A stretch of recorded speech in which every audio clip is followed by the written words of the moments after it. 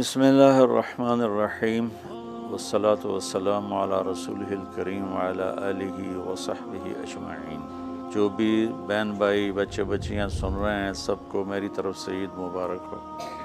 عید کی خوشی ہم کیوں مناتے ہیں، پہلے میں یہ تھوڑا سا واضح کر دوں کہ رمضان کا مہینہ اللہ نے پورا ایک ہمارے لیے خوشی کا مہینہ بنایا ہے، جس میں اللہ کی جنت کے دروازے کھول دیے جاتے ہیں، جہنم کے بند کر دیے جاتے ہیں، شیطان قید کر دیے جاتے ہیں، جنت کو روزانہ سجایا جاتا ہے، اللہ کا عرش پہلے آسمان پہ آ جاتا ہے، اللہ کی طرف سے اعلان ہو رہا ہوتا ہے، کوئی بخشش چاہنے والا، کوئی حاجت مانگنے والا، فرض 70 فرضوں کے برابر ہو جاتا ہے اور نفل فرض کے برابر ہو جاتا ہے، اور نفل اور فرض کا فرق اتنا بڑا ہے کہ قیامت تک 2 رکعت نفل پڑھتا رہے تو فرض رکعت کے ایک سجدے کے برابر نہیں، اور اس میں جو مر جاتے ہیں اہل ایمان ان کا حساب نہیں ہوتا،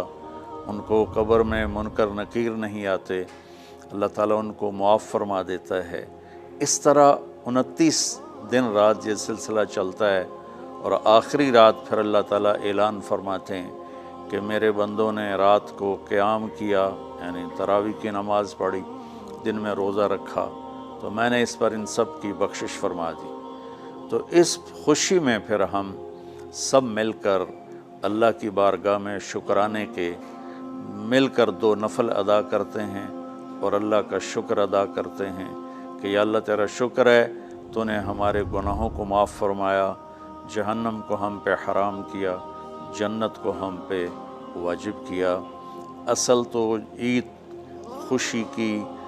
کی خوشی کی یہ وجہ ہے۔ آپ عید کے لیے غسل فرماتے تھے اور اپنے کپڑوں میں سے اچھے کپڑے منتخب فرماتے تھے، اور فجر کی نماز کے بعد آپ اشراق نہیں پڑھتے تھے اس دن، باقی آپ کی ساری زندگی کا معمول تھا کہ فجر کے بعد آپ اشراق پڑھتے تھے، لیکن اس دن آپ اشراق نہیں پڑھتے تھے، غسل فرما کے پھر کچھ کھا کے، کوئی میٹھی چیز، کھجور ہی عام طور پر ہوتی تھی، کھجور کھا کے پھر آپ عیدگاہ کی طرف تشریف لے جاتے تھے اور پہلے نماز پڑھاتے تھے، پھر خطبہ ہوتا تھا، اور اس کے بعد جس راستے سے آپ جاتے تھے اس راستے کو چھوڑ کر پھر اور راستے سے گھر واپس آتے تھے، پھر وفود سے ملاقات کرتے تھے، سرداروں سے، صحابہ سے ملاقات کرتے تھے، اس میں کچھ کھانوں کا اہتمام بھی ہوتا تھا۔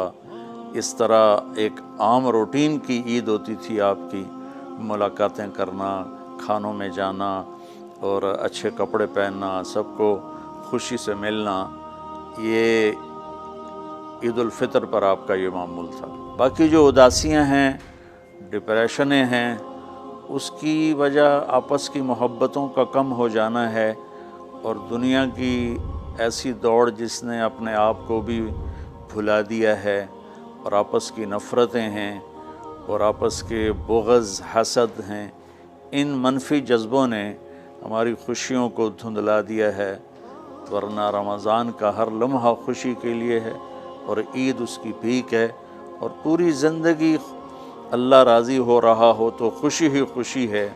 ہمیں اپنے ملک سے، اپنی نسل سے آپس کی نفرتیں، حسد، بغض یہ مٹانے ہوں گے، تب جا کر ہمیں حقیقی خوشیاں حاصل ہوں گی۔ میں اس عید کے خوشی کے موقع پر اپنی قوم سے ہاتھ جوڑ کے اپیل کروں گا کہ جھوٹ بولنا چھوڑ دیں، دھوکہ دینا چھوڑ دیں اور ظلم کرنا چھوڑ دیں۔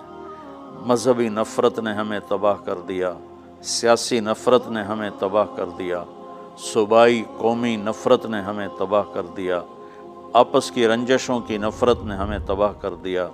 میں ساری قوم کے سامنے جھولی پھیلا کر چاروں صوبوں کے رہنے والوں سے اور ہر مکتب فکر سے متعلق اہل ایمان سے یہ درخواست کرتا ہوں کہ آئیں ہم سچائی کو اپنا ساتھی بنائیں اور دیانتداری سے اپنے آپ کو آراستہ کریں اور انصاف کا ساتھ دیں، نہ ظالم بنیں نہ ظالم کا ساتھ دیں۔ اسلام 2 چیزوں کا مجموعہ ہے، ایک اللہ کا حق ہے جو عبادات کی شکل میں ہے، اور ایک اللہ کے بندوں کا حق ہے جو اخلاقیات اور معاملات اور معاشرت کی شکل میں ہے۔ یہ دونوں کمپلسری پیپر ہیں، دونوں لازمی پیپر ہیں، ان دونوں میں پاس ہونا ضروری ہے۔ میری نماز اچھی ہے لیکن میری دکان پہ جھوٹ ہے تو نماز اس جھوٹ کی کمی کو پورا نہیں کر سکے گی۔ میری دکان پہ سچ ہے لیکن میں نماز نہیں پڑھتا تو میرا یہ سچ بولنا میرے نماز کی کمی کو پورا نہیں کر سکتا۔ اللہ کے نبی نے دنیا سے جاتے ہوئے 2 لفظوں میں سارا دین بتا دیا تھا۔ جب آپ کے جانے کا وقت قریب تھا تو آپ 2 لفظ دہرا رہے تھے، الصلاۃ وما ملکت ایمانکم، میری امت میرے بعد ایک نماز نہ چھوڑنا، اور ایک امت کے غریب مسکین لوگوں سے، نوکر غلاموں سے اچھا سلوک کرنا۔ یہ 2 الگ الگ ڈیمانڈ ہیں۔ جیسے پانی پینے سے روٹی کی کمی پوری نہیں ہو سکتی اور روٹی کھانے سے پانی کی کمی پوری نہیں ہو سکتی، یہ دونوں الگ چیزیں ہیں۔ اخلاق کو عبادت کی کمی پر نہیں کر سکتی، اور عبادت کی کمی اخلاق کو اور اخلاق کی کمی کو عبادت پورا نہیں کر سکتی۔ ان دونوں چیزوں میں پاس ہونا ضروری ہے، تب جا کر ایک معتدل معاشرہ وجود میں آتا ہے۔ ایک حدیث سنا کے بات ختم کرتے ہیں۔ میرے نبی وضو فرما رہے تھے تو صحابہ آپ کے وضو کا پانی گرنے نہیں دے رہے تھے، نیچے سے لے کر کوئی پی رہا تھا، کوئی منہ پہ مل رہا تھا۔ تو آپ نے فرمایا ما یحملکم علی ھذا، یہ کیا کر رہے ہو؟ وہ کہنے لگے یا رسول اللہ، اللہ اس کے رسول کی محبت میں کر رہے ہیں۔ تو آپ نے فرمایا میں تمہیں بتاتا ہوں اللہ اس کے رسول سے محبت کرنے والا کون ہوتا ہے۔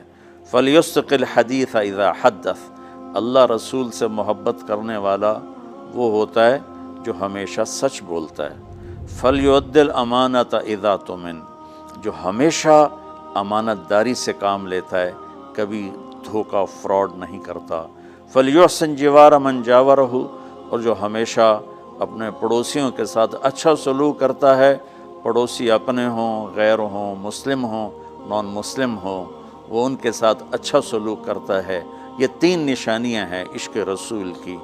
یہ 3 باتیں میری قوم اپنا لے تو یہ اندھیرے اجالوں میں انشاءاللہ تبدیل ہو جائیں گی۔ دنیا کے لیے قانون ہے اللہ تعالیٰ کا کہ جس قوم میں انصاف، دیانتداری اور سچائی ہوگی انہیں اللہ عروج دے گا، وہ مسلم ہو یا نان مسلم ہو۔ اور جن ملکوں میں، قوموں میں بددیانتی ہوگی، ظلم ہوگا، جھوٹ ہوگا، وہ زوال کا شکار ہوں گی۔ ساری ویسٹرن دنیا تو لیڈ نہیں کر رہی، ہمارے جیسے ملک بھی ہیں جہاں یہ ساری چیزیں ہیں تو وہ ہماری طرح ہی ذلیل ہیں اور ہماری طرح ہی وہ خوار ہیں۔ چند ایک ملک ہیں جنہوں نے ان چیزوں کی رعایت کی ہے تو وہ اس وقت لیڈنگ رول میں ہیں، لیڈنگ ماڈل میں ہیں۔ تو دنیا کے لحاظ سے تو یہ قانون ہے کہ سچائی، دیانتداری اور انصاف قوموں کو اونچا لے جائے گا۔ آخرت میں اللہ تعالیٰ نے اعلان کیا ان اللہ لا یغفر ان یشرک بہ ویغفر ما دون ذلک لمن یشاء۔ آخرت میں کامیابی کا آخری فیصلہ ایمان پہ ہوگا کہ اللہ تعالیٰ کا فرمان ہے میں شرک معاف نہیں کروں گا، اس کے علاوہ میں جسے چاہوں معاف کر دوں۔ تو ہماری 52 کے قریب اسلامی ریاستیں ہیں، وہ سب بری طرح اس زوال کا شکار ہیں، جس کی بنیادی وجہ یہ 3 ہیں جس کو میں بار بار آپ کے سامنے دہرا رہا ہوں۔ السلام علیکم۔ ہمارے چینل لائٹ ٹو ہیومینٹی کو سبسکرائب کریں، بیل آئیکن پہ کلک کر لیں جس سے ہر ایک نوٹیفیکیشن آپ کو ملتا رہے۔ ویڈیوز کو لائک کریں، شیئر کریں۔